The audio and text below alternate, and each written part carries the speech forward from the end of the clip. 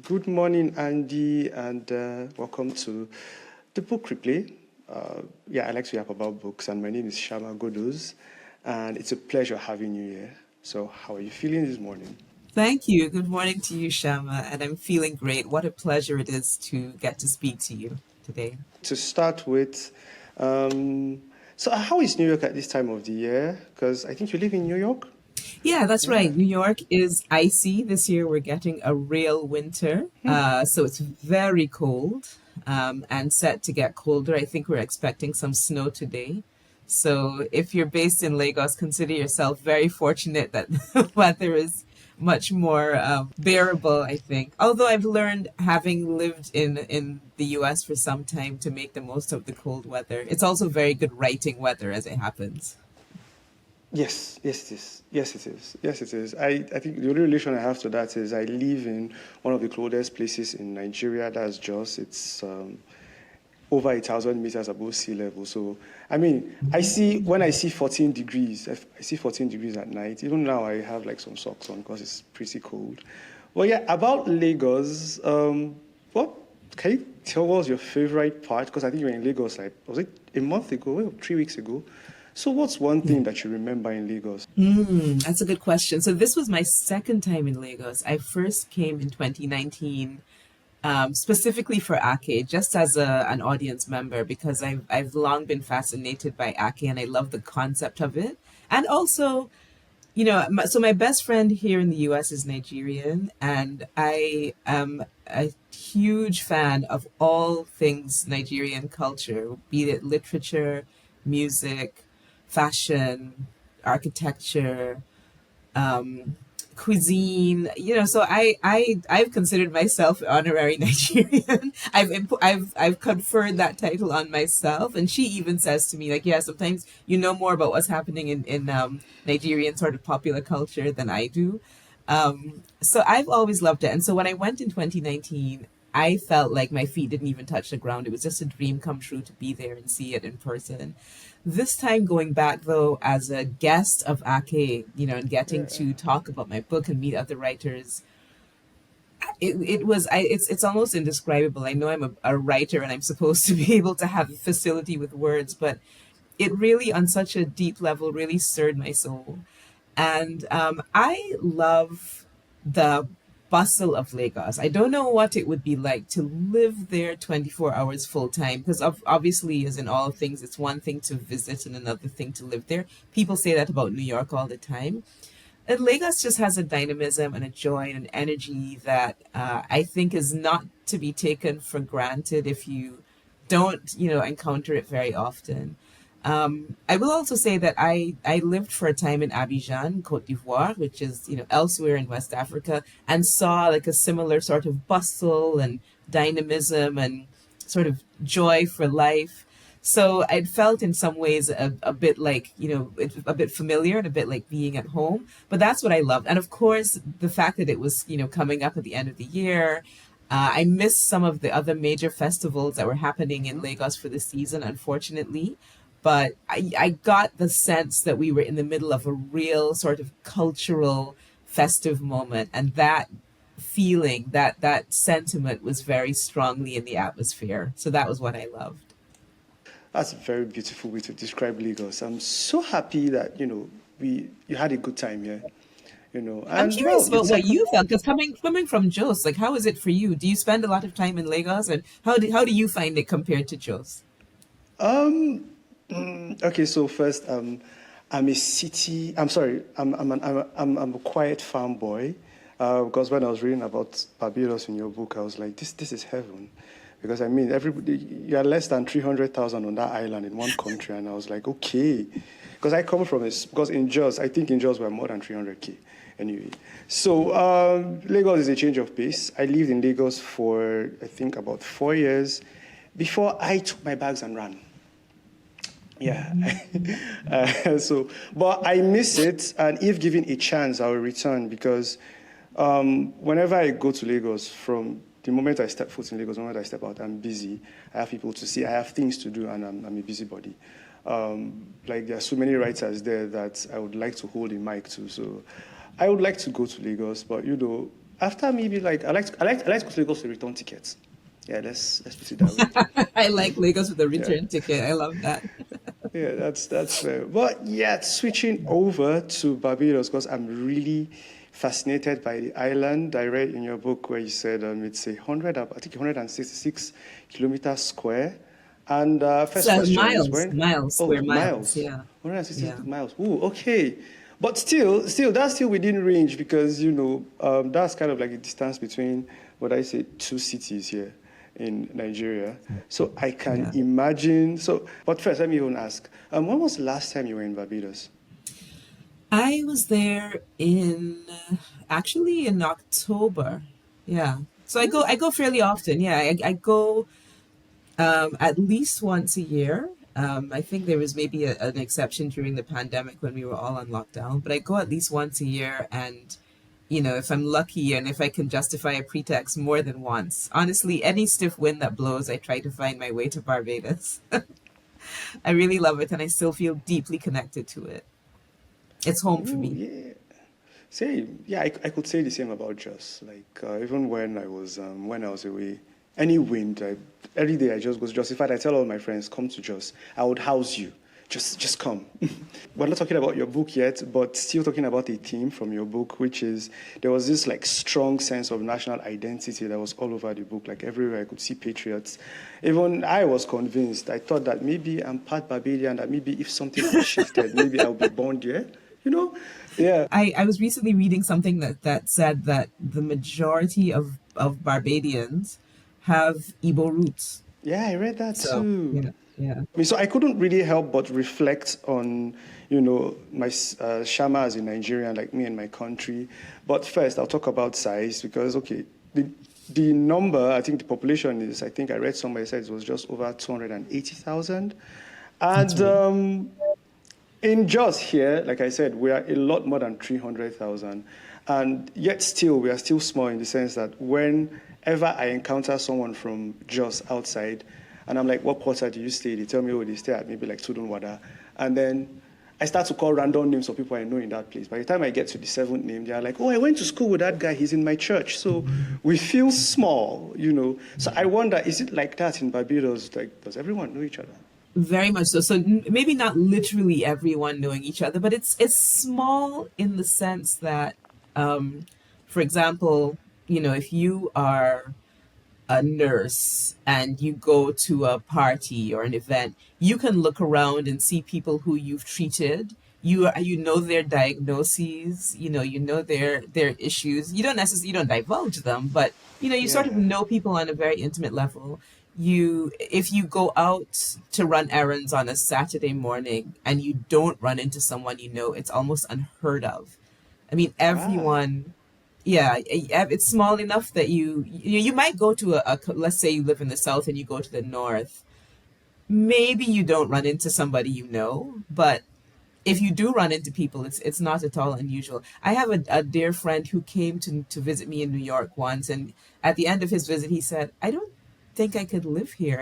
Everyone's too anonymous. You don't see people you don't run into people you know." And I hadn't thought of it until he pointed it out, but it is very much a feature of island life that you especially an island that small that you see people now there are islands, keep in mind, that are even smaller, like a place like Anguilla, for example, where I think the population, I could be getting this wrong, I'd have to check, but I want to say it's something around 11,000.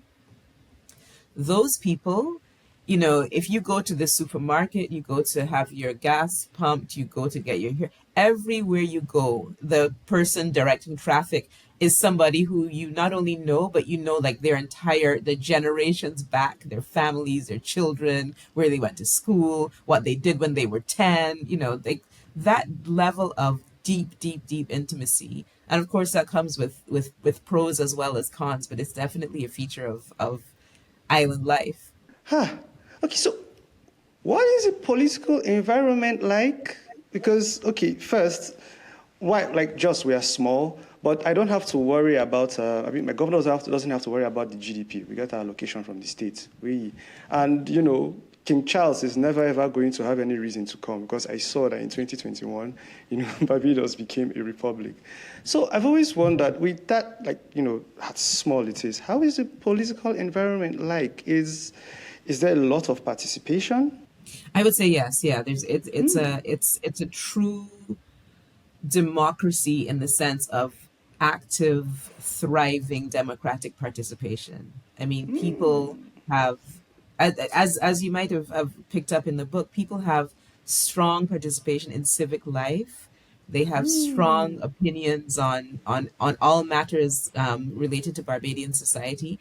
And one of the things that makes me proud is that when you listen to talk radio, for example, so it's kind of civic current affairs programs on talk radio, the level of discourse is really, I think, fairly high and sophisticated. People are trying to hold leaders to account, whether or not some of them are able to sort of evade accountability, I think, in some matters. But there is a strong tradition and attempts to hold leaders to account and hold leaders to a high standard. And I say this in contrast with other places that I've been to where the level of public discourse can be quite petty and counterproductive. But I'm happy to say that that's not the case in Barbados. And one of the things I love to do now that we've all migrated more to social media is whenever there is an issue that gets posted about Barbadian civic life, whether that be the construction of a new hotel and the implications on beach access, because our beaches are famously all public, no private beaches, or if it's something to do with who gets a contract to build a new water treatment system. There's the story, but then the real juice is in the comments, because people in the comments will always have a bit of extra information or an Yeah. insight or an opinion that gets a lot of traction. So I really love to keep my finger on the pulse of that kind of public discourse. And there's a lot of it in Barbados. In terms of the way that we're ruled, if this was part of your question, we are now a republic and we are a parliamentary democracy. There are two main political parties that are sort of, I don't want to say that they're interchangeable because, there are differences, but essentially, I think, rotate to different degrees around a similar approach, which is to say, prioritizing of quality public health access and quality education, especially primary and secondary education. And those two things are, I would say, more or less sacrosanct. They've, the quality has suffered in recent years on both fronts, one might argue, but those are sort of the two pillars of Barbadian public service that I think are both parties agree on. They may agree on differences in how to fund them or where to place the priority, how to attract private business or stimulate private enterprise, but they're more or less similar. So it's less, I think, polarized than you might find in some other societies, including the one that I live in now in the United States. That explanation, I think, gives a lot of words to, how, like, especially in the book, the way the protests were able to, like, just sweep fire across the entire country. And I think it also provides a bit of context in how, Barbados was able to negotiate, when I say able to become a republic, reject the crown and say, oh, we want to be on our own. I found that very, very impressive because I was like, wow, Nigeria, when, It's very different from here. I mean, there's like 250 million of us, I don't know. And I feel a bit anonymous sometimes. So that's why when I saw this line in your novel that said, back then, anyone who had not found a way to secure their future by the age of 10 was running off to America. It really hit me deep because till now, I still have, 20 to like 35-year-olds, even 40-year-olds that are running off to America, essentially.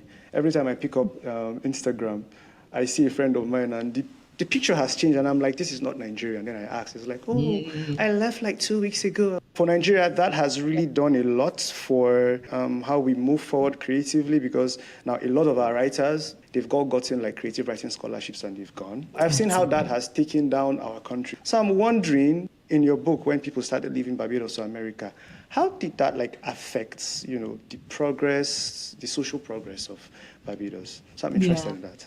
That's a great question. So, I'm not a sociologist, so I can just give my personal opinion on what I've observed, just and Yeah. anecdotally as well. Back in the sort of Windrush generation, Barbados was part of that Windrush generation that had lots of people migrating to the UK at the end of the Second World War. And so, you've now got, I think, a few generations in of, people of Barbadian origins who were raised in the UK. Later on, the migration started to increase towards the US and Canada, and you see that now. For a long time, however, during, I think, especially in like the 19, sort of mid 90s, 2000s, Barbados actually had a reversal of that, what we would call a brain gain, where the people who were going overseas to study were coming back to Barbados and, finding jobs there, working not just in the civil service, but in many cases for local branches of international enterprises like banks and accounting firms and so forth. So you had people who were going abroad to study, maybe getting their first degree in Barbados, getting a graduate degree overseas, and then coming back to establish themselves. And lots of my friends, people in my generation, that was the choice that they made. And if anything, at that same period, what we had was a brain gain, but a brawn drain. So we didn't have many people who could do the blue collar service jobs. So what you would find is that in industries like construction, manufacturing, and trades like plumbing and so forth, carpentry, among those kinds of professions, you would find an influx of people from other Caribbean countries. So lots of Guyanese, Vincentians who were coming to Barbados because the salaries were higher than they were back home. And for a while, this was the balance. Now we are in, I think, a new wave of emigration where people are just finding it harder and harder to find their footing in Barbados. So lots of people across the board are starting to move overseas and find other ways of making their way in the world. So now we have a new wave of people who are migrating. I don't know exactly. I don't have the figures in front of me to describe the breakdown exactly, but just anecdotally, I see more people moving to Canada. People are going back to the UK. We're finding people who are, looking at China, who are looking at Ghana, right? So they're different, maybe slightly different variations in the migratory patterns. But I am starting to see and hear people talking about moving abroad because the cost of living is becoming really untenable for many. That warms me a little because hopefully down here we get a brain gain too. Yeah, brain gain. I Yeah, like that. I hopefully. will use that in an essay. Thank you so much. Right. Anytime. But Might give to you. yeah, so this was okay. So this is a question I was going to ask forward. So would you ever return to Barbados and run for office? Because I think you work in the public space in New York. So would you return to Barbados and even just to mentor, even if at that time you want to retire? Oh my goodness, I would move to Barbados tomorrow.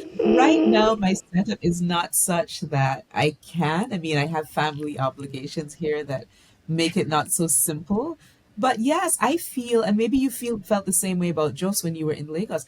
I feel such a deep tie to my country that it almost feels sometimes like a physical pull. And when I'm in Barbados, a little bit like the character, although I don't make the same choices she does and she's not me, but I feel that strong pull, that yearning to be there. Absolutely, I would be there. Would I run for office? No. I think that I could be of better service as a writer, as a commentator, an observer, and participating in other ways. I wouldn't want to be a politician. I don't think I have that in me. But yeah, I would happily move back to Barbados. I've not, in many ways, in all honesty, I never really put 10 toes down in this country, and I've lived here now for decades.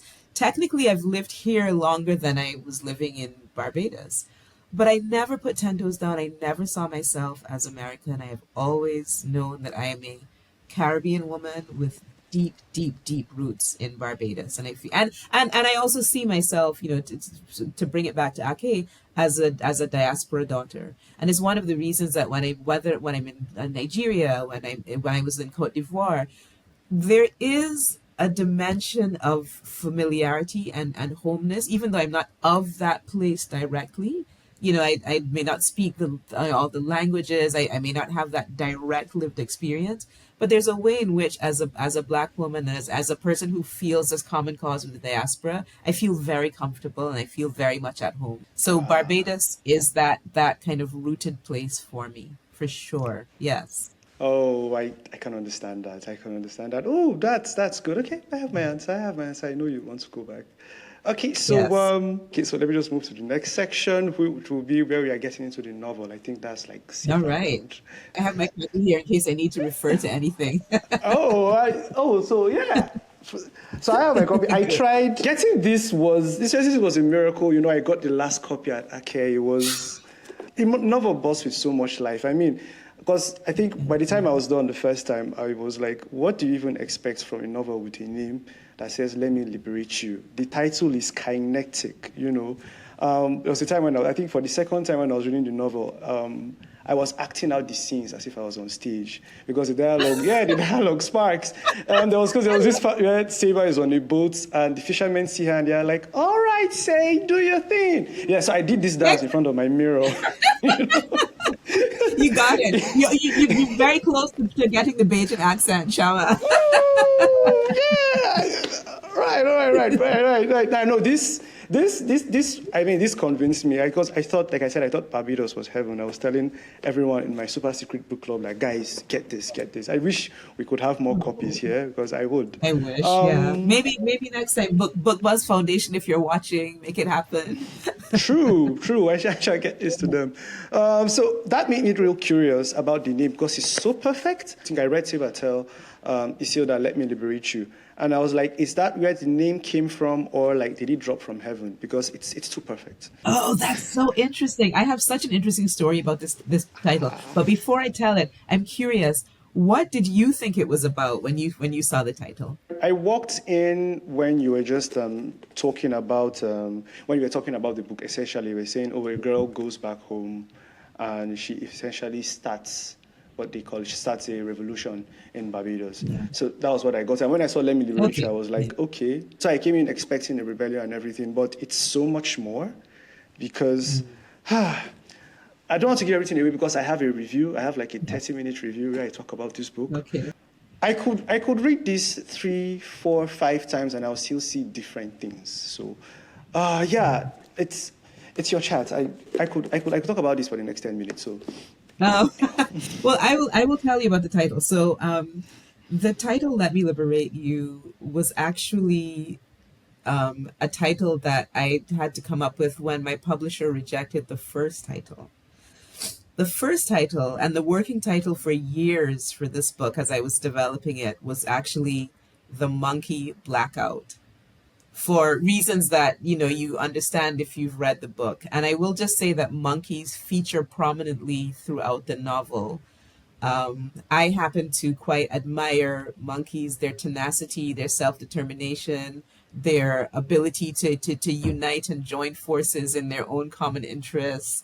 And in Barbados, we do have what I describe in the book is real. We do have a legitimate, a monkey population that got to the island at the same time as, we descendants of evils, right? Like we came at the same time, and we've sort of coexisted, in relative peace, which is now starting to grow into tension because the monkey population is growing. It's hard for us to grow produce because the monkeys will take it all. So the things that are described in the book in terms of the relationship between the human and the monkey populations, those things are actually quite true. Um, mm, but the publisher felt that to call a book set in a black country about black people, to have the word monkey anywhere in the title was a non-starter. And I tried to argue because I was attached to that title at one point. I said, no, but it's satire and I'm a black author, and they said, Nick, come up with something else.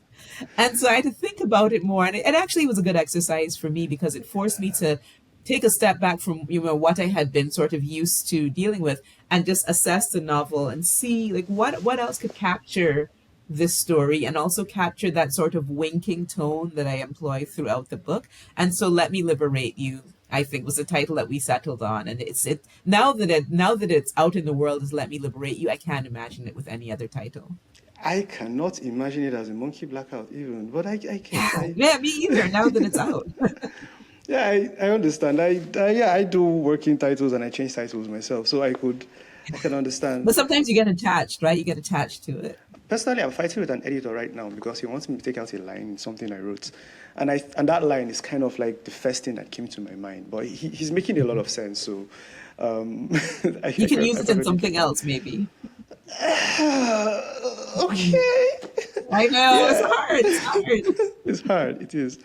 Well, yeah. Oh, so well, I could tell that you had so much fun with the text.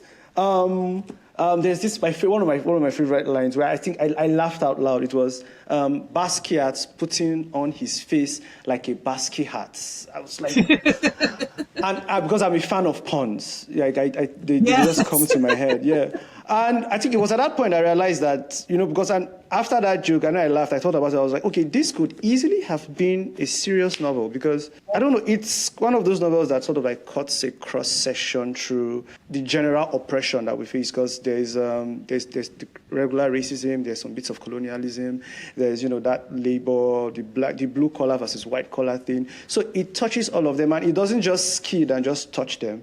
It touches them seriously. But I say if you've been in places where this has happened, you would find a lot of relationships, you draw a lot of parallels. Someone blows up a rock in this novel, so it tends to get serious at times, yet it is still incredibly funny. I mean it in every sense of the word, incredibly funny, because I read it aloud a lot of times, just getting that accent out there, just getting the flow just getting the jokes. The radio, sometimes in that radio call, it was just all jokes. It reminded me of, we Nigerians on Twitter, whenever we are always, because we play around on Twitter a lot. How was it balancing the serious tone and making it funny at the same time? Because at times I was like, how is she doing it? How am I laughing and I'm thinking about oppression this much? How did you do that? Yeah. What? Thank you. What a great question and great insight. I a couple of thoughts about this. So the first is that I think that Bajans are funny people. We Yes. tend to you carry people in general. I would even venture to say, like in the diaspora, humor is a place of recourse for us, right? We go to humor, and very often we leaven difficult or tense situations with humor, right? And you see this also in other cultures, I think, where, there's been sort of layers and layers of deep oppression. I think, for example, of Jewish culture, there's lots of sort of Jewish humor and Jewish comedians. And so in the diaspora and in the Caribbean and in Barbados, which bear in mind, as I said during the talk at Ake, was the site of many of the experiments in subjugation of enslaved people, right? Because we were a small population, it was a flat topography, so we didn't have places we could hide. So we were really just a captive population, and went through lots and lots of violent oppression. I think one of the ways that we have learned to navigate difficult situations is through humor. So I was probably just instinctively resorting to that as a tactic. I also am a huge fan of satire. And I think that, satire is that spoonful of sugar that makes the medicine of these provocative ideas or challenging tropes and stereotype go down. And so I think I naturally move through the world from a satirical place. I tend to see just humor everywhere. I think humans are just a funny species. Even we can be right. Don't you agree? We can be I just agree. ridiculous, and even the things that we take so very seriously. There's always like a level of kind of silliness and humor to them, which is not at all to minimize the true suffering that we are capable of inflicting on each other and the horrible things happening in the world at any given moment. I'm not trying to dismiss those in any way, but I think that in many cases, you know, satire at least, or just sort of a level of kind of mockery and sort of provocativeness is appropriate, and it helps to frame things in a lens that can be demystifying and that can sort of knock ideas and people and things off of pedestals, which I'm a fan of, Mm, by the way. I don't really believe in, elevating, people onto pedestals. And so I like the idea that people are just three-dimensional carbon based life forms all just sort of bumbling through, right, and mm, just trying to do our best. So mm. that's just my kind of default operating system in life in general. And so it was easy for me to apply it to the book. There were times that I needed to sort of rework passages to make sure that I was really trying to represent it honestly. And that goes for even the characters that I created, that some might seem funnier than others, but I tried to be respectful of each of the characters, not make any of them a joke or a clown, a buffoon, but just three dimensional. And in representing them authentically in their fullness, the humor and the satire comes out in their interactions. Ah, no, it's beautiful work. I don't think there's no character that came across as a buffoon. I don't think there was any character that came across as a buffoon. I have characters I love. I'll leave my favorite character for when we, get into the questions about characters. Yeah, I'm Um, curious. yeah, but then, so how many years did you work in this book? Because you said years. So I'm wondering, how many years? I worked on this novel on and off, I would say cumulatively, for 7 years.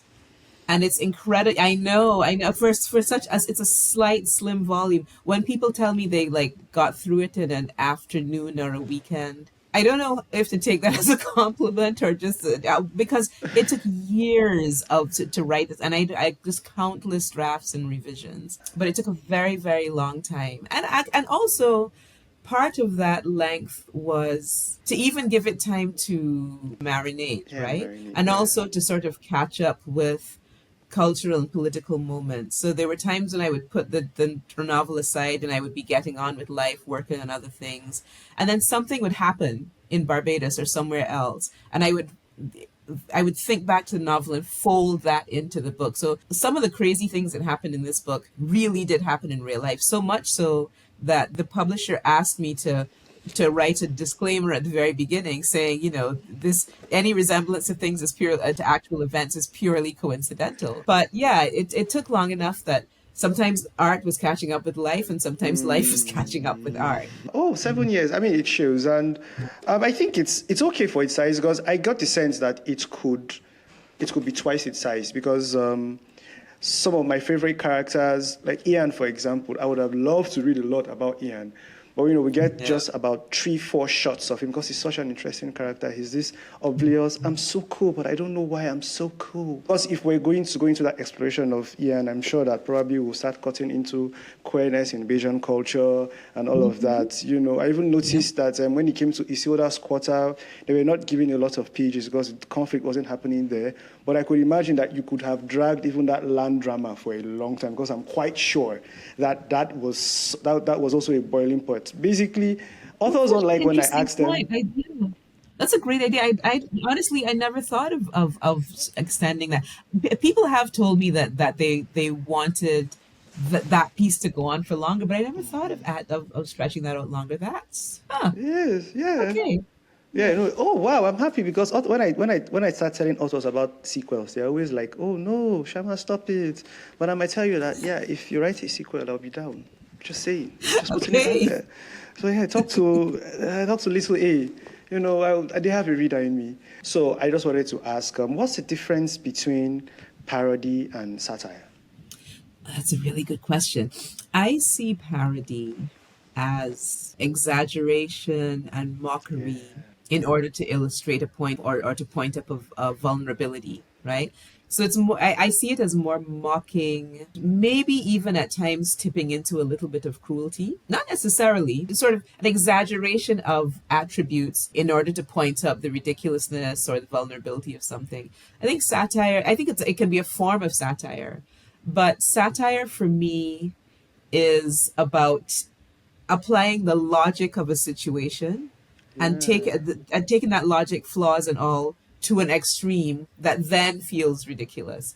So you're not starting with from a place that's ridiculous, right? You're not exaggerating features and attributes. You're accepting those features and attributes as just the logic and the reality, and then you're just carrying them to ends that are just undesirable or ridiculous or comical. That even answers Yeah. my next question because I think you just explained how to construct satire. Oof, I'm Huh. taking this to my class one day.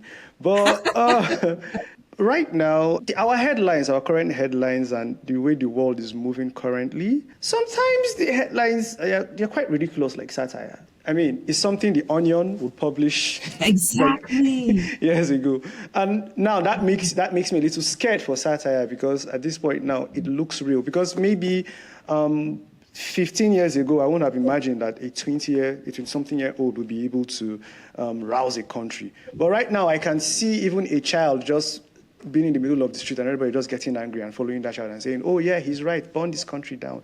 So this is probably from a craft perspective. Do you think that maybe now that satire is becoming a reality, that will change our approach to satire? Would it break the art form? Would we have to, become more cruel or become more extreme with satire? Because I worry a bit.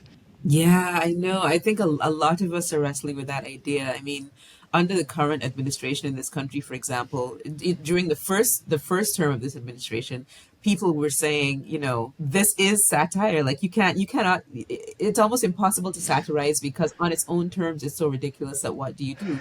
Yeah. But I do think that, well, two things. One, I think, yes, to your point, people did veer towards alarm, right? Like just really pointing out the gravity of these situations that seem comical and laughable, but no, have very real and devastating consequences for all of us. But at the same time, even though it feels like, as you rightly point out, we're living a bunch of onion headlines, I think that the ridicule actually has its place because first Mm, it allows us to kind of, it's like a pressure release valve that allows us yeah. to live the moment and to share our perception of just the ridiculousness and the injustice and the wrongness of what we're living. But it also serves another purpose, which is that because the powers that be are themselves so ridiculous, as with many sort of, you know benighted leaders, they can't stand the ridicule, right? They're not taking it on the Mm, chin. These are humorless, deeply insecure, paper thin, morally speaking, ethically speaking, um, angry, vulnerable, shriveled people. And mm, so the ridicule, if you constantly apply it and if it gains purchase among the population, is a form of resistance, is a form of power, and does it can be weaponized. So I think that satire, even though we're living satire, the counter satire, and even to address your earlier point, veering into parody, really has a strong. It's a strong tool, I think, of resistance and of galvanizing the public, and I think we need it more than ever. yeah, we need it more than ever. My I mean, YouTube where would we report. be if Yeah. all we had to read were these damning headlines and True. experience these things? And we need it. Yeah, Yeah, we need yeah, to we know need it. we're not. It helps us to not be gaslit, right? To say, okay, you see it too, right? Like this is just insane. Yeah, Yeah, yeah, you see it yeah, too. Yeah, it helps us not be gaslit. Yeah, it does. It does. Just to glaze the book again. I read it twice. I saw you weave a lot of features of, would I say, physical features of Barbados into the text. Like there's a part where you see the elderly woman's face had gone mineral. I was like, okay, mineral? And then her eyes hardened into igneous rocks of rage cut through with the slits of registration. I was like, okay, that's geography, slits, igneous rock, mineral, those are rocks. So it was very consistent. Your long sentences were beautiful, like in chapter 5, where Isilda was looking at Saber through the kitchen window. There's just this long section that goes for more than half a page. And when I got to the end, I was like, wow. Then I looked through and there was no full stop. So that was good. It's brilliant work. I take this opportunity to shout out to your editors and your team. You guys are doing great work. I'm really happy. I just want to say Yeah. a special shout out to my editors because they're really fantastic. And I don't know, I hope they'll get to see this, but I want to say a special shout out to Rob Sandiford, who was the Yeah. very first editor of the draft before it made it in. Fantastic editor. Jason Kirk, who was my developmental editor, and then my my overall editor is Selena James. So shout out to all of them. It was they were a dream team to work with. So thank you. Woo! Yay! Shout out to Rob. I Shout share out the to plaudits with Jason. them. I will save the rest of the glaze for the review. So yeah. Okay. All right.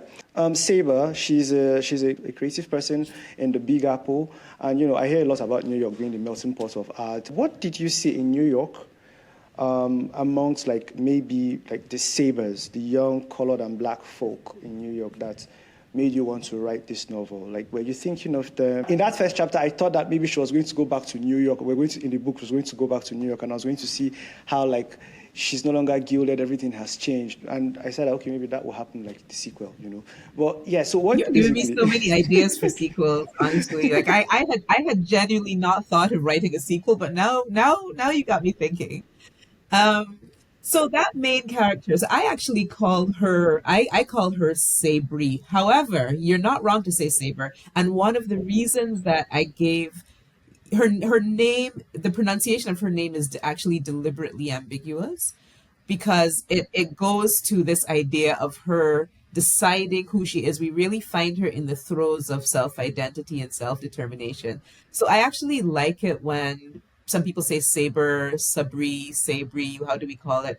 And also, her name refers to a saber, right? The idea of like a sword slicing through things. And I think of that as her just sort of slicing through these deep layers of colonial residue in Barbadian society, but also her almost sort of cutting a swath through the jungle of her own confusion and trying to carve a path for herself and figuring out who she is. So her name, you're not wrong to call her Saber. I call her Sabri. We're both right because that ambiguity is precisely part of her characterization. Um, Now, to go to your question of what it is that I saw in young creatives, I don't know that I was necessarily looking at young creatives so much as I was really tapping into a feeling among Black artists generally in the New York art world. And I'm referring here to that sort of the elite tastemaking, king making art world that confers upon you the status of, yes, this is the artist of the moment. This is the photographer we should all be. These are the painters who are going to be featured in, in the galleries or in the museums. And there's a way in which I think that that system commodifies not just the work but the artists themselves. We're living in an age where the origin story, the identity behind the work is paramount for good and ill, right? If somebody is a serial abuser but they make great art, it's important for us to know that, and that factors into our appraisal of whether, if not appraisal of the art itself, appraisal of whether we want to support that artist or whether we want to give that artist our energy, our time, and our attention. So that origin story, I think, factors in. But when it comes to, I think, Black artists and artists of color, it struck me that there is a narrowing of the tropes and the expectations that we come to expect of who these people are, where they're meant to have come from.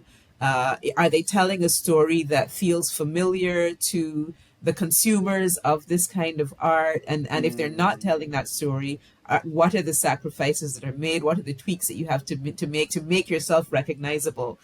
Definitely, as writers, as Black writers in this market, you see that there may be half a dozen topics that you're expected to, or at least points of origin that you're expected to come from. Many of them trauma centered, many of them frankly centering advertently or inadvertently centering whiteness, right? So it's either your response to being, marginalized in a white society, or your defiance of that and like finding yourself. If you're not engaging on those terms at all, I think for the industry at large, it's much harder to place you in context because they don't really know what to do with you if whiteness isn't centered. And so I think in Sabri's case, because of she has a particular aesthetic, right? She's a dark skinned, bald from childhood alopecia, tall, gangly person, there's a way in which she could very easily have just fallen into, oh, now I'm an Amazonian kind of model type and I'm on Instagram. And oh, I also take pictures on the side. And that could have been her identity. But she doesn't feel that way. That alopecia is the result of trauma that we come to find out fairly early on in the novel, or it's attributed early in the novel. For that matter, even her art as a photographer is really a function of her having needed to find a place to hide from kids who were making fun of her baldness. So she has a different relationship to her very art, from other people's perception of who she is. If people coming in from the outside and seeing this statuesque Amazonian Grace Jones type who takes these blurry pictures, they tell a story that's not a story in which she recognizes herself. And yet that's a story that is highly lucrative and has become the way that she makes her living. And so she becomes increasingly uncomfortable with settling into the idea of not just her work being commodified in that way, but her very body, her very personhood being commodified in that way. And it's something that I think other artists of various media also, I think, find themselves having to contend with. So I wanted to address that. And I also wanted to, going back again to your parody versus satire, I really wanted to parody that kind of that self-serious New York art world at the very beginning, so that she has a place to run from. That's that when we agree with her, well, some of us agree with her running from it. Thank you for that answer. That was, when I asked the question, I didn't expect to get that, but I was like, ooh, okay. But it leads into my next question beautifully, because your characters contain multitudes. Like, there are some essential paradoxes that I see us as humans having. You are one thing, and if that thing could be this thing, but because of this other thing, it sort of wraps around it, and then you're like in this loop where you're just human. For example, Isilda, very level-headed, grounded. In respects, I find her very much like Seva, in the sense that, to put it simply, both of them are just bad bitches. Let's put it that way. They are both Yes. bold. They could chat their course, and then she comes across this incredible information that could make her probably the main boss of the Toppings household. But she doesn't use it. She, in fact, turns back, and she doesn't really like her mistress that much, but she even starts to back her. And I'm like, okay, that is very human, because there are so many things going on there. I was like, okay, so Isilda, what's your childhood like? I found myself wondering, what is Isilda's childhood like? Remember to ask Andie. I wrote that somewhere. So, but the question for all of this is, first, is when do you know that this character is ready to be written about? Because personally, I don't know. It's when I get on the page, I realize that, okay, I've not fleshed this character out well. But so when do you know that, you are ready to put this character on the page and you are ready to act them out? How do you even construct these beautiful characters? Wow, you asked very good questions. Um, I will say I don't know that I think of it in terms of readiness. Maybe it's that the characters approach me, and maybe you have a similar thing. I often start stories with a voice, right? Like, and it's not even a voice that I've constructed. It doesn't feel like a voice I've constructed. It feels like a voice that comes to me. And now I start to capture it. I start to write it. I start to record it. I follow that voice on its journey. That's how it feels. In the case of Isilda, yeah, it is true. She gains access to this valuable information. But one of the things that I consciously, not every choice in the book was conscious. I mean, it took sometimes my editors reading things back to me and pointing things out to me that I didn't realize were there. But one of the things that I consciously, intentionally did was I wanted to be true to the characters, of course, and I also did not want to take the expected route, right? So this could have had sort of gone, now it's a blackmail story. Now the tables have turned. Now, what happened. But Fair. I thought it was far more interesting for Yeah. her to not see it that way for various reasons, and to sort of, settle back into the comfort that she's used to. So from her perspective, what this book has done is it has restored the status quo that she's comfortable with. And part of Isilda's challenge and growth throughout the book is really to grudgingly, but come to question her comfort with the status quo. Why is she okay Yeah. with this? Why is she so upset that other people want more for themselves? Why is she so convinced that no better outcome is possible for her? And those are real questions that, Yeah. we see in our society, right? People upholding systems that don't necessarily serve them, but it's the devil they know. And, in fact, if anything, they take issue with anyone who's trying to rock that leaky boat, Yeah. because the boat, the leak in the boat is tiny and they're not really getting that wet. So, why rock it? She's an example of a person like that. So yeah, I I liked her. When I first was coming to know her, she was just a funny, like you said, like super practical, knows what side her bread is buttered on. Bad bitch. Got the wig, you got the looks. Flirting with this person, that person. She was that person, but but there's, behind all of those things that we see, there's a human there, right? And who is that person, Yeah. and what drives them? And I loved the process of coming to learn who she was as she revealed herself to me through situations. Oh, yeah, she did reveal herself. The antagonist in the novel is the system, if I were to put it in that black and white terms. Beautifully, oh my Yeah. gosh, beautifully put. Exactly. Yeah, your characters are so human that at times they overlap. The first two chapters, I noticed that those chapters were sort of like the longest. They were not broken. It was just one perspective throughout, and they served to establish. There was Sabri, and then there was Isilda. Well, we see Sabri coming to come and cut things down, and we see Isilda like, no, don't cut this down. So they were sort of like foils, and it was beautiful. It was beautiful. But thank you for noticing that. Yeah, I definitely wanted to start with these two really, of the kind Yeah. of cast of main characters. Those were the two principals, and those were the two poles, right? Yeah. Yeah, and yeah, I remember what the thought that was forming in my head around this.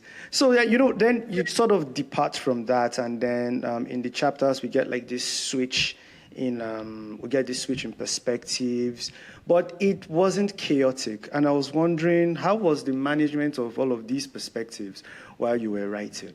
Where did that decision come from? Was it just a gut feeling, or you were like, no, I want to create this tapestry? Oh, that's interesting. So I love what you said about the antagonist being the system. Yeah. You're absolutely right, even though I'd never put it in those words. I happen to be a huge fan of multiple POVs. And I realized, when the book came out and I was, looking at sort of people's reactions to it just online and so forth, I realized that how polarizing that is. I mean, there are people who are multiple POV, and there are people who just find that completely, Yeah. to use your word, chaotic and destabilizing. I love it because it's an opportunity to reflect subjectivity. So, for example, somebody might say, a beautiful woman walked into the room, and then in the next paragraph we get, a hideous person walked into the room. Well, which is true? It doesn't matter. It's subjective. So I wanted to be able to show that subjectivity. The through line of the book is that the plot is continuing in a linear fashion, but we're sort of jumping to different points of view to advance the plot. So there's a meeting in one scene. In the next scene, we get the aftermath of that meeting from the perspective of another character who wasn't there but who's receiving the blowback of it. So yeah, I mean, I actually, process of writing the book for me, and the process of most of what I write is, you know how they say they're planners and they're pantsers, as in, you're kind of Yeah. flying by the seat of your pants. I'm a pantser, so I'm following the thread almost like a court reporter. I'm recording the situation as it's happening. I'm recording the characters' thoughts as they dictate them to me, if you will. But I only ever have maybe a chapter and a half of visibility in front of me at any given time. So I don't know, as I'm writing chapter 3, exactly what's going to happen in chapter 6, because that, I don't have, I'm not there yet. That will come to me. And mind you, this is just a zero draft. Then obviously things will be rearranged and edited, etc. But when I'm creating it out of whole cloth, I only have limited visibility in front of me, and I'm writing to get to the rest of it. And so sometimes at the end of a chapter, as the chapter is ending, I'm thinking of like, okay, who's going to tell the next part? Like, what's going to, it's because I kind of have a sense of what's going to happen next, but whose perspective would be most interesting on this? Who would be pissed off at what happened? or who would be affected by what happened, or who would look back on this person's actions and be able to pass judgment on it. It allows me to create a constellation of characters all responding to the same things, but from a range of subjective perspectives, so that you as a reader have to just sort of pick your favorites and see what makes the most sense to you. I also, as a related matter, I'm a huge fan of the unreliable narrator and the flawed protagonist. I love it. I love it because who are we anyway, Yeah. right? But just the sum total of our perceptions. So I love the idea of and even the third person narrator who's recording all this, even that narrator had like a voice and had opinions and was passing judgment on Yeah. people, and I got that from one of the writers I admire most, who unfortunately recently left us, the Guadeloupean writer Maurice Condé. She looked at a very early draft of this novel and said to me, your narrator has to have character without necessarily being a character, because that is too a subjective voice. And I really took that and ran with it. I'm a big fan of multiple POVs, unreliable narrators, flawed protagonists. Because as I said earlier, like I believe in knocking down pedestals and let's just be who we are, right? Let's just be Yeah. people. And so Um. that's what made it work. Wow. That's what made the process easy for me, because it was just a pleasure. Oh, we haven't heard from so and so lately. Would so and so have an opinion on this? Okay, let's go with this person's perspective. That's actually that's really rich. That's a rich practice. Well done. Again, well Thank done. you, thank you. Yeah. I had good Okay. teachers. You did. You did. So I think one of the centers of this novel, which we only hear from in dreams, that's Saber's father. Who is that guy? Because first he captures one of the signets, and then it turns out that he's, well, essentially to put it in a very crass term, a bomb, basically. So he's such an interesting character. Where does he come from? Who is he? And what do I have to do to get more of him to understand that dynamic? Oh, very interesting. I also for your viewers who might not have read the book, I won't give too much away, but I don't think it's giving anything away to say that Sabri's father um, was a man who made poor financial decisions, and also caused her nuclear family, so and her mom, um, some problems, financial problems, social Deep financial problems. problems. And when he passed away, her mother took that opportunity to just migrate to America. And so the migration to the United States wasn't just an economic decision. There was also, no small measure of shame attached to it, right? That you were attached to this man who has diminished you, I think, in the eyes of the public in various ways. And so they moved to America quite abruptly, to start a new life, make a better life. And tellingly, Sabri's mother, and you learned this early in the novel as well, has never gone back in 20 years, has never gone back to Barbados, even though Barbados is a 4 hour flight from New York City where they live, has never been back and has absolutely no desire. She has turned her back on that country, the society, and everything it represents, for a lifetime. And that's very unusual among Barbadians, I will say. Barbadians usually love to go back home and enjoy being back, and even if they can't get back very often, it's rare that it's a site of deep anguish and pain, such that you would never want to go back again. That's the case for Sabri's mother. And so Sabri, as she becomes an adult, finds herself having to reckon with that, because she was, she also felt a residual trauma there, but her trauma wasn't necessarily grounded in shame. She was a little girl and didn't know what there was to be ashamed of. She just knew that she loved her father, she was attached to him, and then suddenly he was gone. And so, her part of the trauma of processing that was what caused her to lose all her hair, and as a in alopecia. It was a trauma response to the loss of her father and the sudden abrupt move to a new environment that in many ways was actually a hostile environment for her. Everything from the weather to having to navigate this new accent, that she was being mocked, or being mocked for her accent, being in this harsh urban environment where she hadn't lived that way before. So there was a lot of trauma there. And, Mm. so in many respects, both she and her mother, even though they're different people, have had that strong imprint of the father as almost a shaper of their lives and their life choices and their decisions. And so Sabri has to sort of come to learn that even in death, as we realize, she hasn't realized the extent to which his death remains sort of a core driver for her, and her Yeah. decision to become an artist, and that reveals itself once she is back at home. I Before, hope that okay, answers the question. well, that opens like a whole new, would I say a whole new question, a whole new question bank, Okay. because that's something I Yeah. would like to dig into because there's that trauma. Because Sabri and Priscilla are not his only victims. There's Aggie, who also misses her sister. Talking about my favorite character now because I'm waiting to talk about her. Katia. Katia is my favorite Ah, character. Katya was your favorite? Oh my god, she's vibes. Oh Because my god!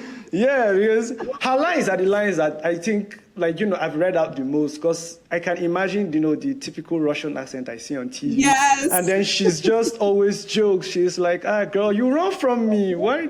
Because I think it's a line where you say Katya, where you attribute that Katya gets all of the flack that Sabri doesn't get to give to her mother.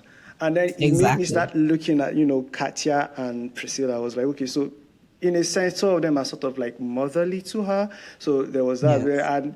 And I started looking at Katya deeper because she's in love with Sabri. And she sort of, I don't know, I think she knows what she's going through, but she's always like, Sabri, look ahead. We're about to get this money. You keep running away, but I'm going to find you and you're going to continue this I mean, she's journey. listen. She's an agent, right? She wants to secure the bag. Yeah, I think I found a very interesting dynamic there because like Savory needs to go back and understand like her past and everything. How you have to look at the past before you move forward. But Katja is always like, yeah, I don't know where you come from, but I mean, there's like $8 million here. Like, are you going to say no? So, so first, I'm interested in how you constructed Katya. That's one. But a second question that just came to my head now is: do we always have to like? Do I, for instance, if I have such like a terrible past that has been driving me, do I always have to relieve that trauma to move forward, or do I just do the Katya thing where I'm just like, Manyanya, $8 million? So essentially, those are my two questions. Wow, that's a great question. I don't know if I can answer that question. Like, do you have to excavate your trauma to move forward? I think Sabri realizes that she does, but you raise an interesting point. Had her decision to become an artist been more self-directed and intentional, had it not been just a result of a need to escape from trauma, maybe it would be a different story, right? But part of Sabri's angst about being part of this art world and being, sort of heralded as the next big thing is that she doesn't necessarily even consider herself an artist, right? Like she says early on, like art was an escape. She Mm. became a photographer because at the school where she was being mercilessly mocked for being this foreigner who was bald or balding, which in some ways is worse, with a funny accent from the Caribbean, and they had all these nasty names for her. In that environment, she needed to get to the darkest place she could find on campus, and that was the dark Mm. room. And she even, there's a line where she even says, if the dark room had had a coal mine underneath the dark room, she would be a coal miner instead of a photographer. She just wanted to get away from the kids. And so she had to initially pretend, but then eventually come to appreciate it, to be a photographer in order to have an excuse to stay in the dark room instead of going out to play with the mean Yeah. kids. She was always in this dark room, and so she just had to learn photography as a result. So I say that, so that kind of happenstance, happening to fall into it and not having it be an intentional choice, or an affirmative moving towards your joy and your passion, I think Mm. has skewed her relationship to not only art, but also her place within the art world, right? Like, does she even really Mm. belong there? So in her case, yes, there are things to excavate before she can move forward. Fundamentally, this is a novel about for all of the characters about self determination, Yeah, self-determination. finding the wherewithal within yourself, be it you know, integrity, personal courage, social and economic resources to be who you are. Because it's not always about, oh, just finding myself. Just sometimes it's like, okay, yeah, but money though, right? But how am I going to actually like make this happen?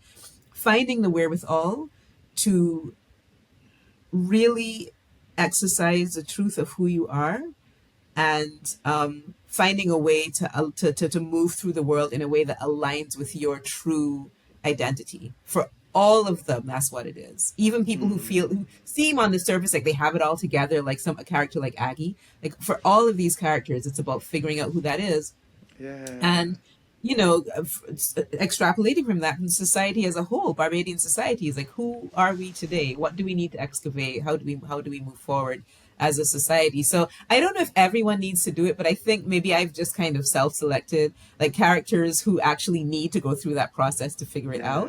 Yeah. And the Katya character, where did I get her from? I love languages, and Russian is one of the languages I've studied. I love Russian, and one of my life goals is to really get fluent in Russian. And I had a Russian teacher whose voice I was hearing every time he was writing Katya. This was a teacher who um, like said everything with a smile. Andy, welcome. Thank you, Danagai. You know, they like a very, very like warm and enabling and smiling. Even when I'm sure at the back of her mind she was like, "Girl, your pronunciation," like you know. But she was always very enabling and smiling. And so I think, without necessarily like intending to, like I was kind of channeling her and that vibe that you know, I'm gonna just pour as much honey on this situation as I need to get to where we need to, which is for her to sign these papers and for us to get this money. So that's where Katya came from, and Katya realized early on that Sabri needed that maternal figure, and so she is that person for her, and you know, is finding ways of sometimes gently, sometimes slightly more aggressively, guiding her back to the place where she needs to end up. And yeah, Sabri has a relationship with her that becomes a proxy relationship for the relationship with her mother, because her mother's just not having it. Oh, we've switched places. Oh yeah, stage change. Oh, we Oh were yeah, I was talking talking about about Katya, Katya. Yeah, I and was yeah. talking about Oh, okay, Katya. I see that because, but that was a very nice twist on that personality because she also like diffused a lot of tension, and whenever she was on the page, I always felt Saber was safe. Abi Sabri was safe. Because she looked out for everything. She Yeah, even traveled to yeah. Barbados. I was like, Sabri, are you really going to let down millions of dollars? Because I mean, I'm very, very particular about money. So, but seeing that she was just, uh, That's what made her go to Barbados. She was like, this kid is crashing yeah, out. Like, no, I need to it get her it straight. does feel like Yeah. unconditional love. My next question was actually about Aggie. At first, I thought that she was like a villain because you know, we see this high class woman who doesn't treat the staff right and she's cheating on her husband. Oh my God, the devil. But you read on and I realize that, oh, there is also some sort of emptiness in her. Even when Sabri even starts to move, the first thing, one of the things she says that, oh, this is all your mother's doing. And I'm like, I don't think this woman is at all there because I don't think Priscilla has anything to do with this. Priscilla doesn't know that Barbados exists for all intents and purposes. So that was sort of like a broken woman. I would understand. So there were two things that I saw there first.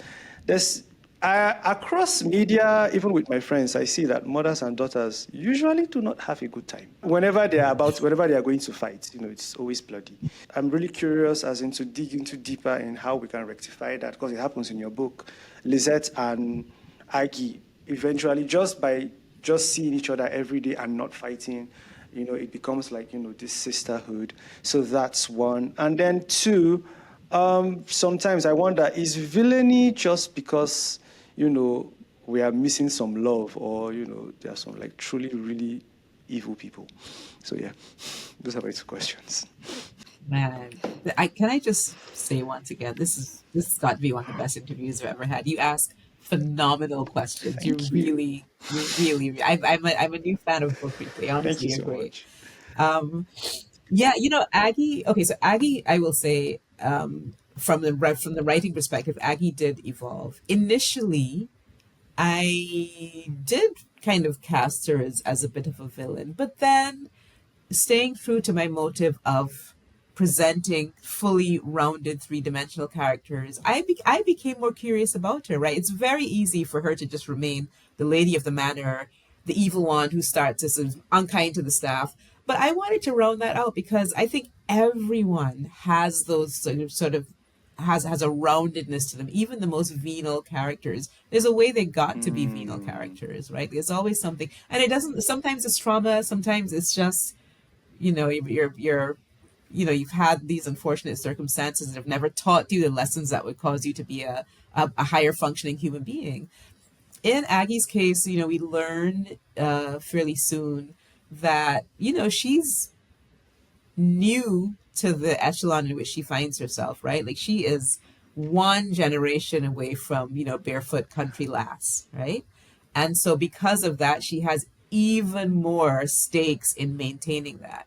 And there's a tension between her, who of the four sisters of her generation was the one who sort of married the best in terms of, marrying this like wealthy man, and a tension between her and Priscilla, who didn't marry as well, to use those that by that same metric. And then a tension similarly between her, Aggie, the one who is, doubling down on being this wealthy society lady, and her daughter Lizette, who grew up in it Mm. and who she actually even maybe resents a little bit because one thing that Lizette has that she didn't have was that she's never been poor. She's never been a country lass who wasn't a part of the elite. Lizette was born into the elite. And so there's a little bit of tension there, and also a bit of sort of subtle competition. Ah. There are a lot of narratives, you're right, with mother daughter tension. Actually, there's shelves and shelves of books, kind of devoted to it. And it's, I think, a common thing that you see among characters, maybe because, yeah, there's always something to navigate, right? Like your mother is your first example of what it is to move through the world as a woman, and sometimes even just as an adult.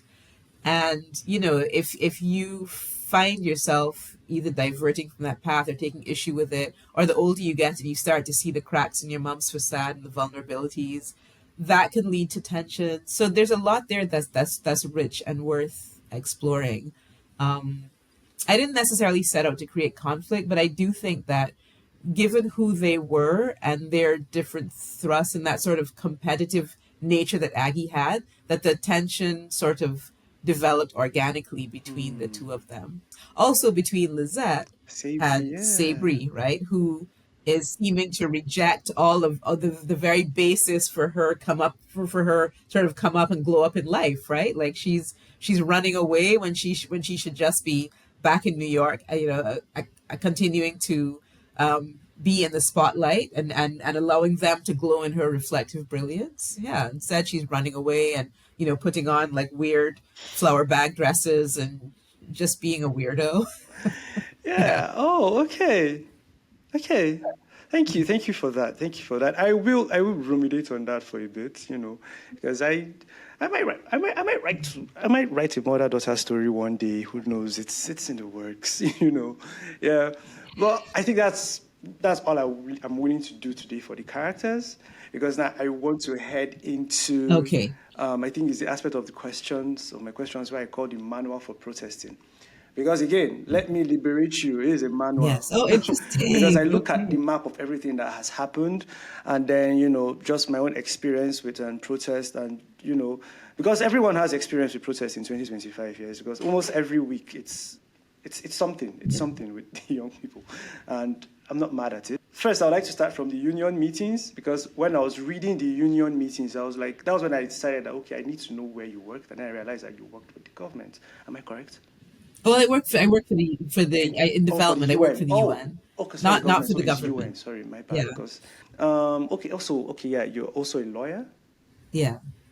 So that means my feeling that you have planned, organized, run and spoken at some of those events in your career. It's correct. Yes.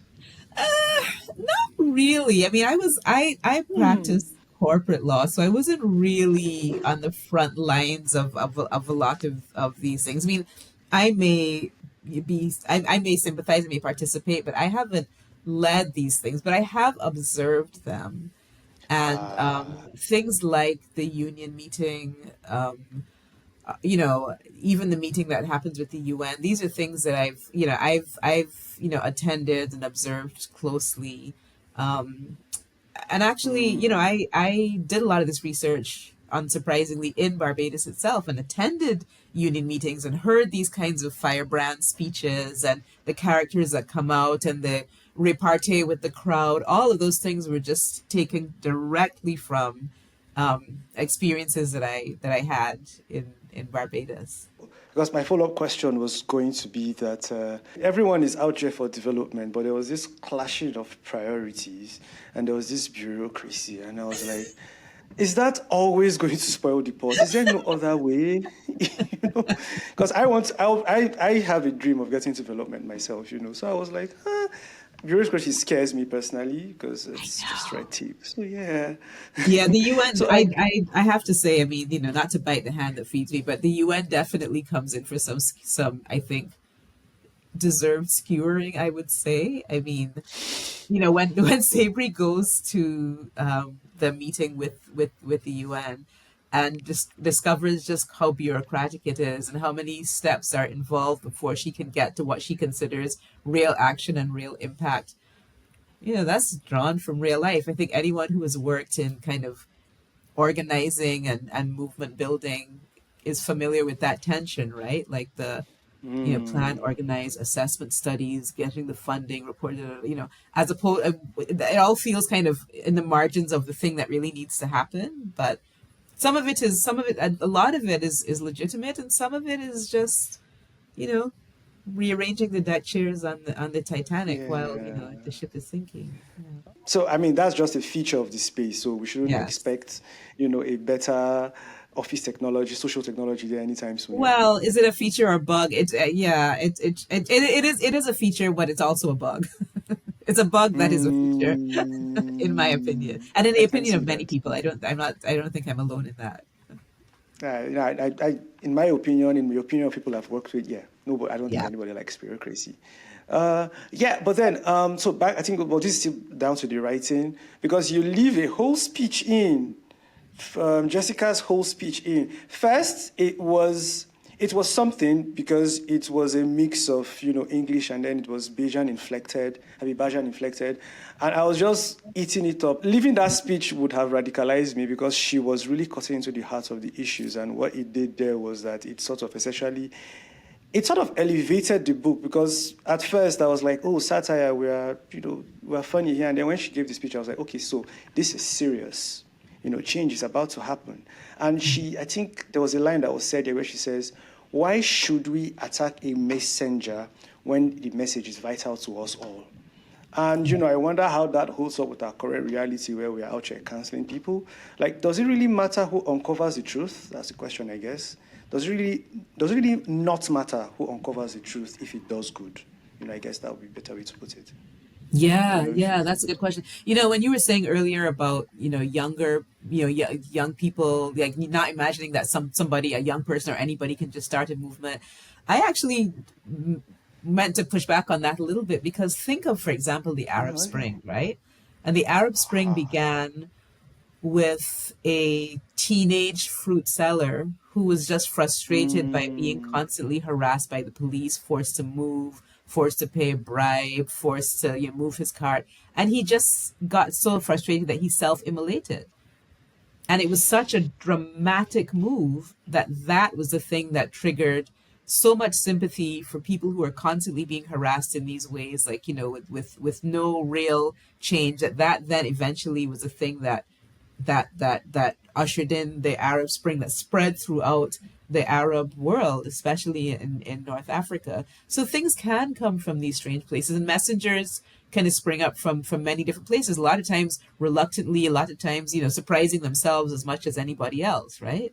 This mm, Jessica speech I wanted to I deliberately sort of put in there because you said radicalize is such a I hear what you're saying because in attending these meetings, I mean, when you find somebody who's a powerful speaker who can rally a crowd, like it's really something. It's a gift. It's a skill to be able to put things in visceral terms that resonate directly with people in the way that they live their lives.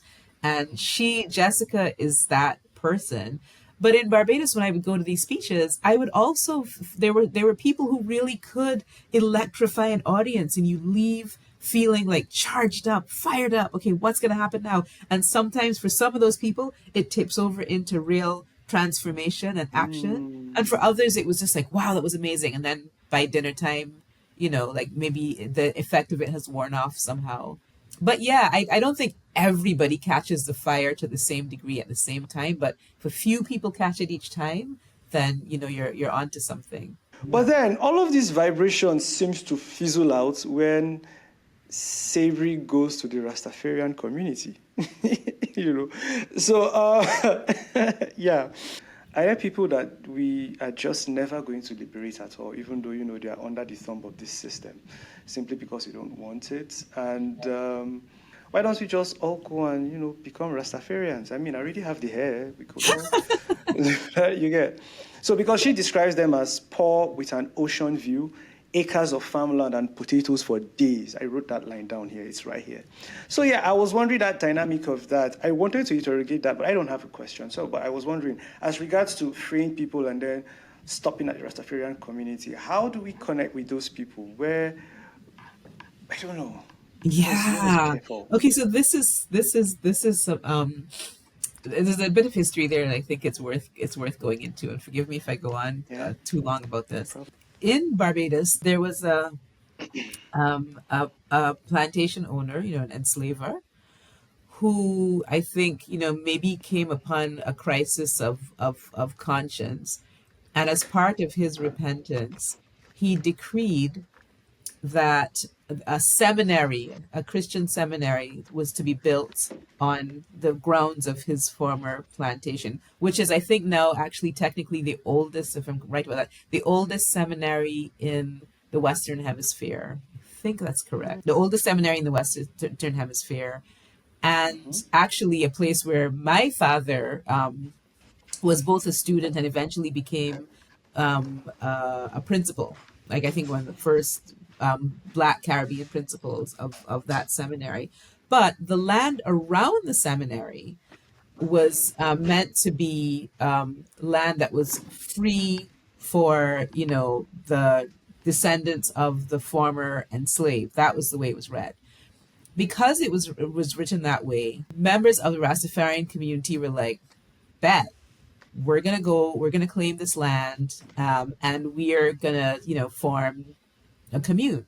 And so today, if you go to Barbados, they're right just not far from the seminary's grounds is one of, I think, several communes that there are in Barbados where you can go and you can move there. You get your plot of land. You're part of this community.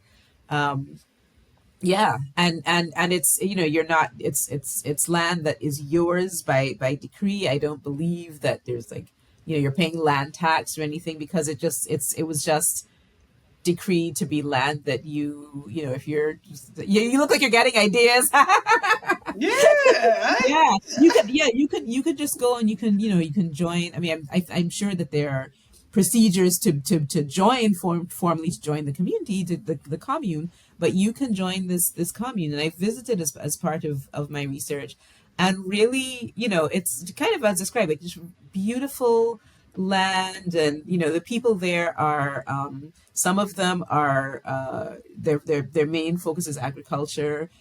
And then there are people who are, who have different trades, different professions. Some are professors, some are, craftspeople, some are, have a trade, some are writers, poets. So there's it's a commune with a wide variety of people living quite peacefully on this land that was bequeathed them, intentionally. Like they took the bequest at face value, and that's been respected ever since. I will say that in general, as you might have noticed, all institutions come in for a skewering in this book. from the government to the unions to the United Nations to maybe not quite the talk radio program and not necessarily them to the commune. But I didn't want to I didn't want to just sort of mock and skewer and just lay waste to every institution. I really wanted it to be an opportunity for us to see the limits of Sabri's readiness for the to lead the movement that she's taken on, right? Because she goes to this Mm, commune with just a vague notion that somehow her very presence is going to be this calming force. And but again, in this kind of mismatch of perceptions, they see her as, okay, you're this rich artist from America, you've started this movement that has had some blowback on us. What are you going to do for us, right? Which is real. And she's really? not prepared for that at all. And I think it shatters this illusion that she has, that somehow she has this gift that allows her to just connect to people in a real way, and that the movement is somehow going to just be self-sustaining without Yeah. really having to address the consequences on people's lives. In this book, there's a lot of running, and part of the running is, to find ourselves. I think there's the search for self. There is also, to run away from emptiness, running away from traumas. And are there any other reasons why humans run? Like, why do we even run in the first place? Why do people not just, why won't somebody just sit down and just, like, take it to the chin? Why? Are there any other reasons why? Yeah, you dropping gems here. Yeah, I think, without giving too much away, I think that there's a sense in which most of the characters start out the book running from something, whether they know it or not. And by the end of the book, they've adjusted course to where they're starting to run towards something, Oh, right? Running towards a stronger sense of self, running towards oh. some truth. Um, or running. I mean, Ian's a good example of that, right? Like Ian, when you first see him, he doesn't think he's running at all. He just, he has his life very neatly compartmentalized, and by the end of the book, we see him starting to accept the permission to run towards, because he has an example of somebody who has taken that course ahead of him, and he's running towards Hmm. a fuller embrace of who he is. So, yeah, I mean, I think, and you're the very good point too, that idea of what if you were to just sit in place, the way that I think Katya encourages Sabri to do at a certain, at various points along the book. Like, this is working out for you. Just sit here, just be in this. But maybe she's not ready for that yet, because there's something in her Hmm. that needs to catch up to that point before she can really kind of Hmm. just sit in it and be fully present. It's an interesting question. I really love that framing that you had about lots of running going on in the book. But yeah, as having had the opportunity to think about it now, I think that there's it's we start off with a running from, and we in many cases migrate towards a running to. Oh, because still digging into that idea of running, because I've always had, what I say, these thoughts that, because, okay, yeah, because I think your answer actually even gave me the words. Running from is quite different from running to. And my next question was going to be about, unfocused energy. Running from is kind of like unfocused energy because, you're just going. Yeah. But when you're running to, there's a destination, there's velocity, it's not just speed at this point. I always held the notion that unfocused energy is dangerous, because, there's a lot of damage that it can do. But with Let Me Liberate You, I've seen that it can also do some good in spite of the damage. My question was, is unfocused energy always dangerous? Now, I believe it's not always dangerous, but in Let Me Liberate You terms and Andie Davis terms, explain, how that would look like? Yeah, that's such a great question. I agree with you. I think it's not always dangerous. And I'm fascinated by the ways in which, to go back to an earlier point you were making, the kind of Mm-hmm. blueprint for movement, how these things are often not by blueprint at all. I mean, there are some instances where, well experienced organizers are able to sort of map things out. But I find it so fascinating, the spontaneity and just the organic nature of how some movements take shape. Maybe the NSARS movement was an example of that, right? Like something, there was a sort of a moment that sort of unclenched like this thing and allowed people to sort of focus these long simmering tensions towards a common goal. Um, and in a way, it's interesting that how an accidental or one incident can lead to another incident, lead to another incident, and then you have this sort of snowball effect where before you know it, something has taken on a momentum of its own. And we see in the book a few cases of sort of accidental heroism, right? Accidental movement building. I think of a character, we haven't gotten to favorites yet, but just spoiler, like my favorite character is Lamar, right? Like Isilda's son, who becomes, right, a sort of becomes very important in ways that I won't give away to another way of being, another way of asserting yourself and demanding dignity for all Barbadians. But he doesn't see himself that way initially. He doesn't see himself as like a movement leader. He even says as much. But circumstances bring it out of him. So his energy, I think, in this respect alone, he would think his energy is focused elsewhere.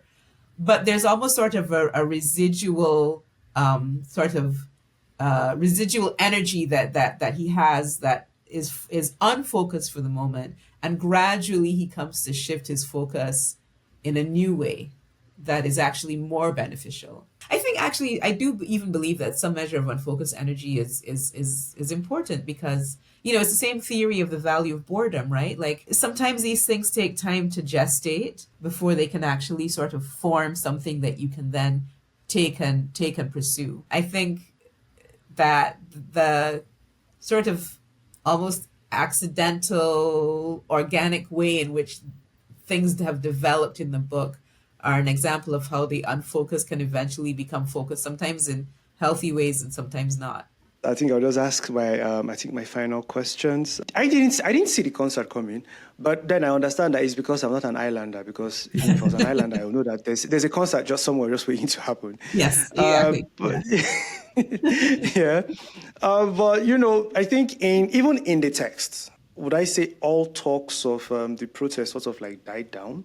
Like I think that's when we now go into Isilda's community. The plot stops moving at that breakneck pace of the equality guys are moving up and down, and everything is just focused towards the concerts. Concert was a calculated move on the part of the powers that be to placate the Oh. masses, right? It was bread and circuses, right? So people this movement is starting to impact our tourist dollars, is starting to impact our personal sense of security.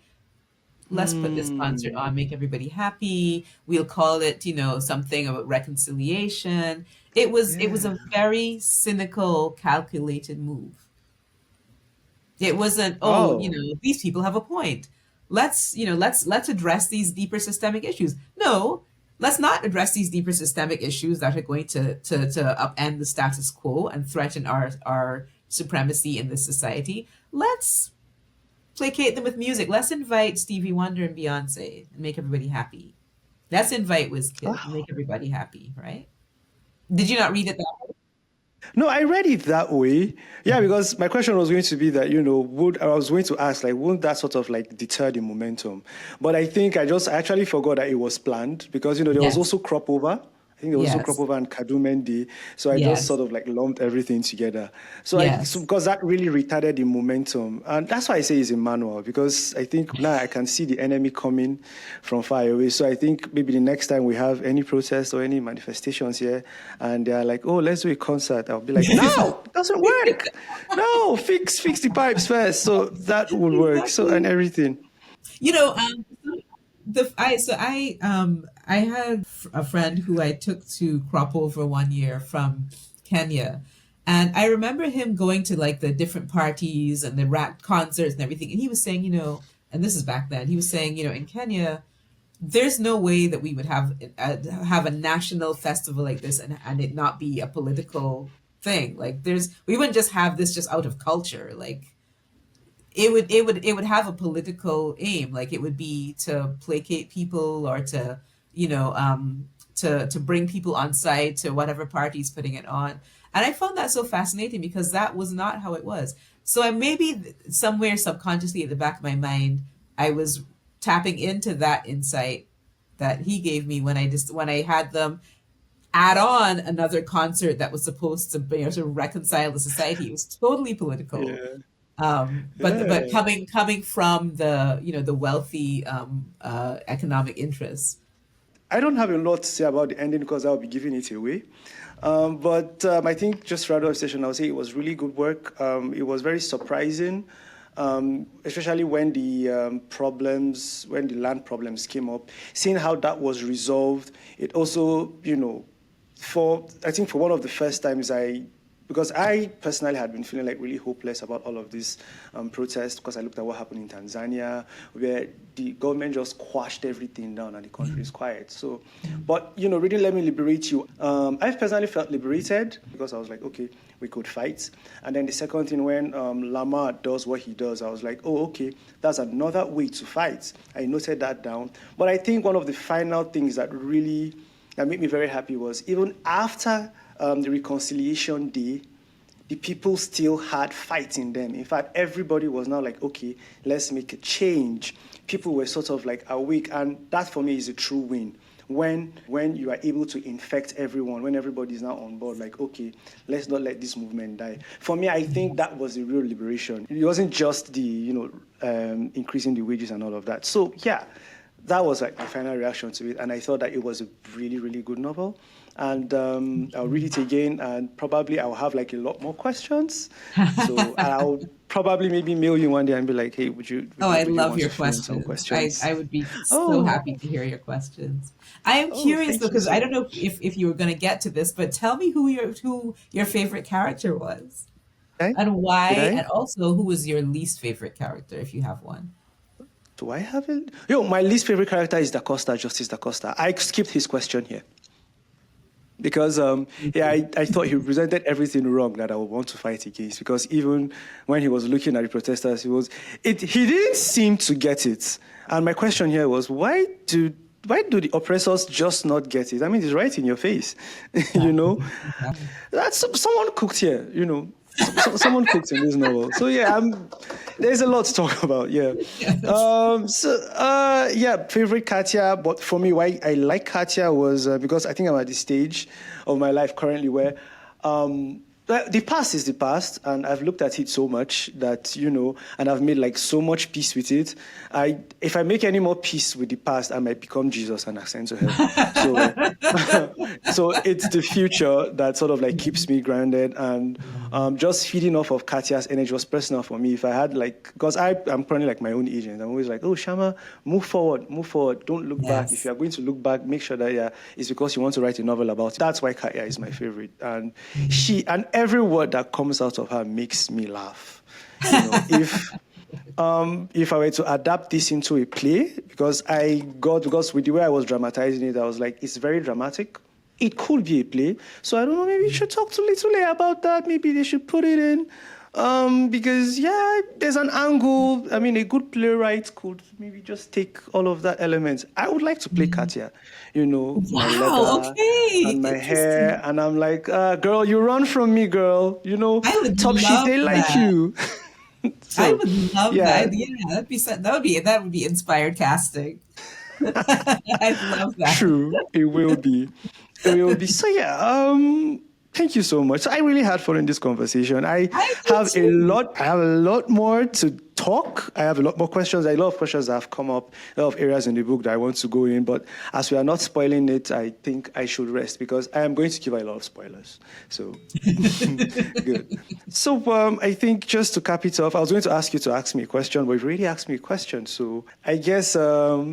Of course, looking towards the future and I've already talked about a sequel, and the question was going to be just asking it for the gram. Let it be that I asked it.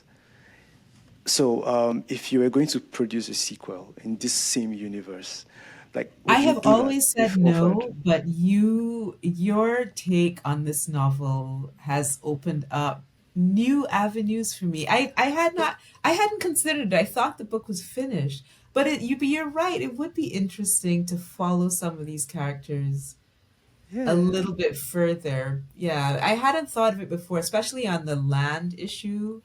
Um, and but it would be interesting to kind of pick up with them a little bit later and see where we are, because also, in Barbados, things have moved on. Like we're in a different, I think, political climate from the one that's represented in the book. Some things fundamentally, structurally are the same, but I think we are in a different, as a global society, we're in a different moment now, and it would be interesting to see how, certain characters who have kind of caught the fever for movement and for change and transformation are interacting with this moment. So I won't say yes, but I'm no longer saying an emphatic no like I was before. You've inspired me to Oh. even consider possibly doing a sequel. Oh my God, that'll be like a Christmas gift. Thank you so much for that answer. I Thank don't know you. Christmas which Because, year because I'm a slow writer. well, take your time. 7 years, 10 years, I'm always here to read. I hope I'll Hopefully still not be 10. Oh around my here to read. gosh. Yeah. And if you needed more encouragement, let me still add, because the characters are all starting new journeys. Every character there is starting a new journey, because there's still the exploration of Priscilla and Aggie when she goes over to New York. Different story. Yes. I might Yeah. even write some fan fiction myself if I have the time. Ooh, yeah, do that. It's been fun hanging out. I would love to hang out for longer, but I would want to keep you, because Oh, left well, to me, I thank could you for keep you for having another me. And hour. this has been the most fun. Thank you so much. Oh, thank you so much for coming. The pleasure is all mine. Thank you. So, have a great day, and never stop writing. It's really inspiring. I'm really, really, really honored, happy.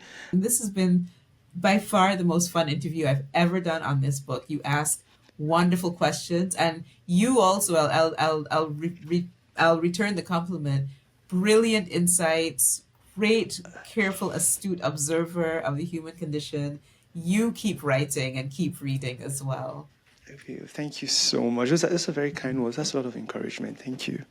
Thank you so Oh, much. awesome. Thank you. All right. I don't know how to do it. Okay, so thank you. And I'll be logging off now and say hi to everyone, and keep writing. And I hope to talk to you again. So, It would be my honor and my pleasure. Thank you so much, okay. Emma. Looking forward So to thank you so seeing much. and to following your work. I will follow your work everywhere. I will buy everything you write. All right. Bye bye. Bye. Thank you. Yeah.